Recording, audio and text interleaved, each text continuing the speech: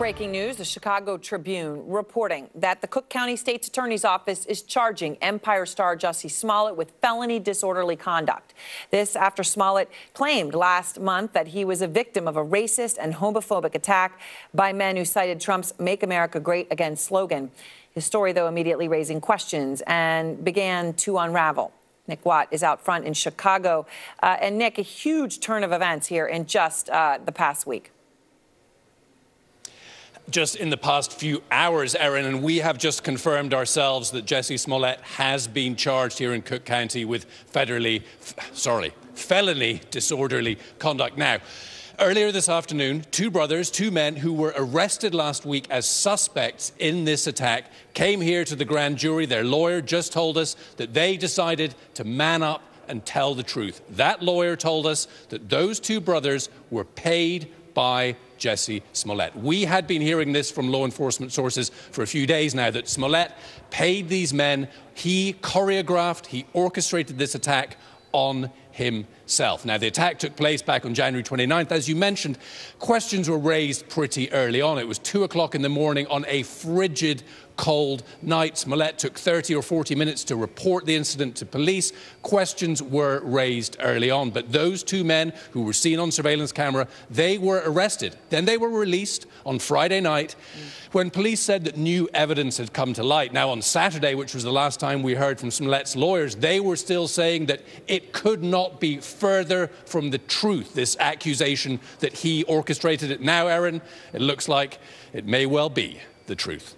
Erin? All right. Thank you very much, Nick. Obviously, those big developments, and I just want to make it clear, disorderly conduct felony would carry, according to the Chicago Tribune, a sentence of probation to 3 years. Now, hate crime felony would be as many as 10 years. I want to go now to former Clinton White House aide Keith Boykin, and obviously you know Jussie Smollett personally, which I want to get to in a moment.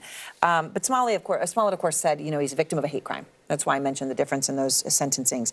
That his alleged attackers cited President Trump's Make America Great slogan when they attacked him. 9 Democrats running or considering running jumped in pretty much immediately, in part because that's the standard now. Everyone expects you to jump and asks you. They got forced to do it. Kirsten Gillibrand first. Kamala Harris tweeted in part, this was an attempted modern-day lynching.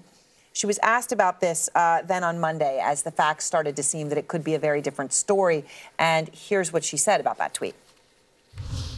Which tweet? What tweet? About saying that it is a modern-day lynching. Sorry. Yes, Jussie Smollett. Okay, so I will say this about that case. I think that the facts are still unfolding. Okay, look, she didn't have an answer. None of them do right now. But they were very quick without any facts to jump on it. Will this rush to judgment be an issue for them? Well, first, let me just say we don't know what's happened yet. We only know that there has been a charge. I'm not necessarily presuming him to be guilty because of the charge, because people are innocent until proven guilty in this country. Secondly, I do think it's important to understand that the climate we're in this country makes these things believable because of the fact that even when you have Nazis who are marching in Georgia, when you have hate crimes that are on the rise, when you have attacks on black LGBTQ people, and particularly black trans people on the rise, it's understandable that people would think this. Isn't there a lesson to be learned, though? If this happened, it would be horrible. I'm waiting for the facts. But I think that there's a way to handle it responsibly and to get the facts out. Yes, but at the same time, I also think that they also are handling it responsibly by reevaluating what they're stating.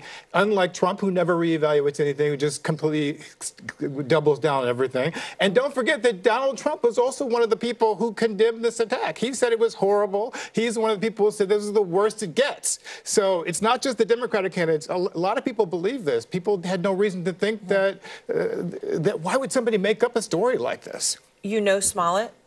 Yes. You're shocked that he could have done this? Again, I'm not presuming his guilt on this, but I have known him for 8 years. I've never known him to lie. I had no reason to think that he would lie about this. I still don't know that it's necessarily true.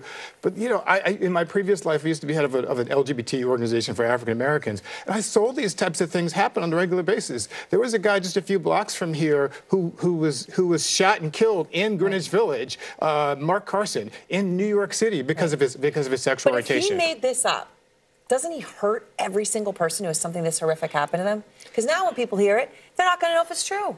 Well, I've heard that argument, but I don't believe that, because I think people who are looking for excuses are going to use those excuses either way. Yes, it doesn't help the case for future cases, but the reality is that these people are victims of crimes. Black LGBTQ people in particular have been victimized by these crimes. And regardless of whether this is true or not, those stories need to be heard and need to be told. Well, I hope they are, even if this, we've got charges here now, and if this was a, horrific and horrible thing to make up, if that's what happened.